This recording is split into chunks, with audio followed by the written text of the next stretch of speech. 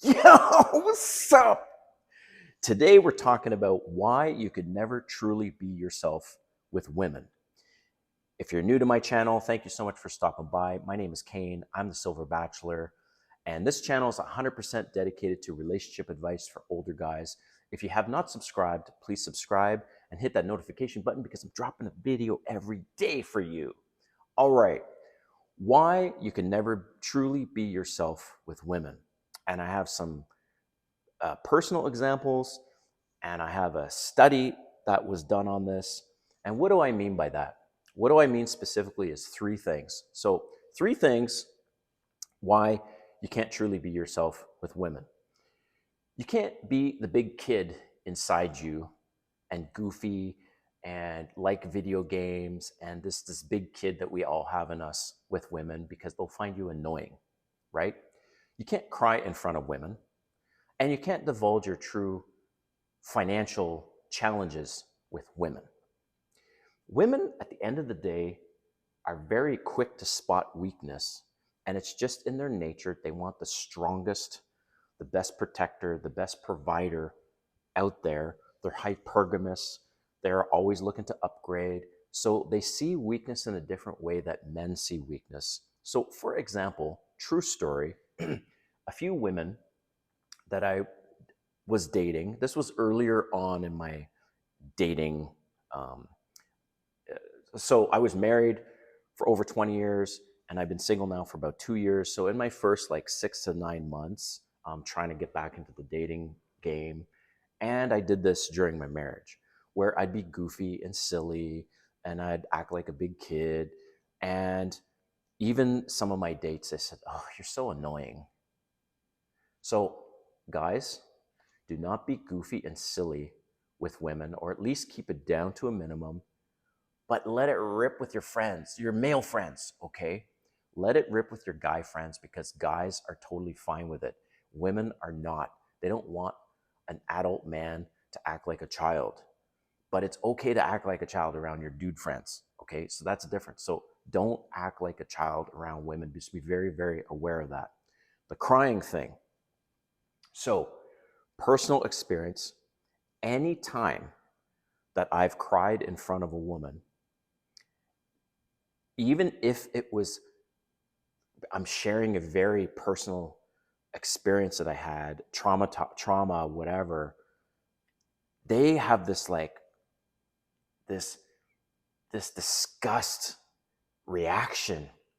And it's really, really sad, but it's true.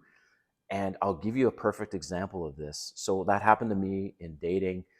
The women, their facial expressions, the way they were looking at me when I was like sharing this trauma that I went through, and I was like, oh my God, like they're not impressed that I'm crying, and yet they should show more empathy. Perfect example is uh, Dateline, or not Dateline, one of these shows. They did this study. This woman goes into this retail store and she starts crying out of the blue. It's all staged. She starts crying out of the blue because she can't find her boyfriend's. This was the story. She can't find her boyfriend's specific shoe and size for his birthday. So all these women come around her. They start consoling her and all this stuff. The script is flipped. Exact same situation, but a dude, it goes in, starts crying because he can't find this particular shoe in this size for his girlfriend for her birthday. Well, basically, nobody went up to him. It was a woman's shoe store. No women went up to him.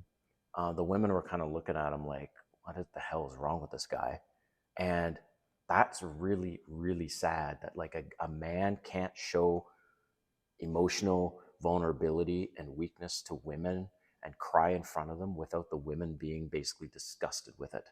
Because at the end of the day, they want to see you as strong, and it's just a sign of weakness. And it's so funny. I get a kick out of it. Almost all women out there, they say, I want a man who's emotionally available. No, you don't. You want a man who's emotionally available to your needs. When you cry, you want a man to console you. You want a man to be able to be empathetic to you. But when a guy needs you and needs a shoulder to cry on, you just see it as weakness, and your sexual desire for him drops. So no, this emotional availability is very self-serving. And guys, you need to remember that it's only self-serving to them. They don't want to see you as weak. And it's sad. If you're going to cry, I'm telling you, man, you cry in front of your dude friends and your guy friends, and you can give them a hug and you can cry with them. And guys will never see a guy as weak because he's crying. In fact, guys always are trying to lift up other men.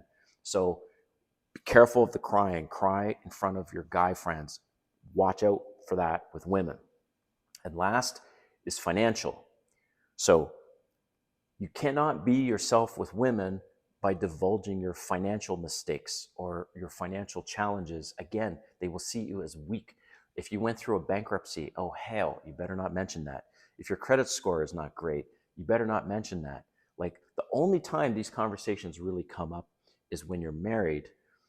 But even then, I mean, you should be both aligned anyways in your marriage. And so before marriage, yes, it's kind of important to talk about, but I'm just telling you guys, watch out for that. Because if, let's say you're engaged and you're planning a marriage and you now want to have a conversation about finances, and she just finds out that you've been bankrupt or your credit's not great, her sexual desire, I promise you, is now is going to drop. And already your marriage is at risk. So, I was married before, and it was different because my ex and I, we had nothing when we first got married. We had some challenges along the way, and I've had to overcome some financial challenges. And so just just be very, very careful and walk that fine line, because if you divulge too much, again, they will just see that as a weakness. So you can't truly be yourself with women, and it's really sad. But the good news is you can be yourself with other brothers and other men. And men will give you advice.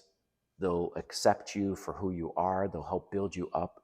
And that's why, guys, you need to spend more time with your guy friends and share your challenges with them than with women.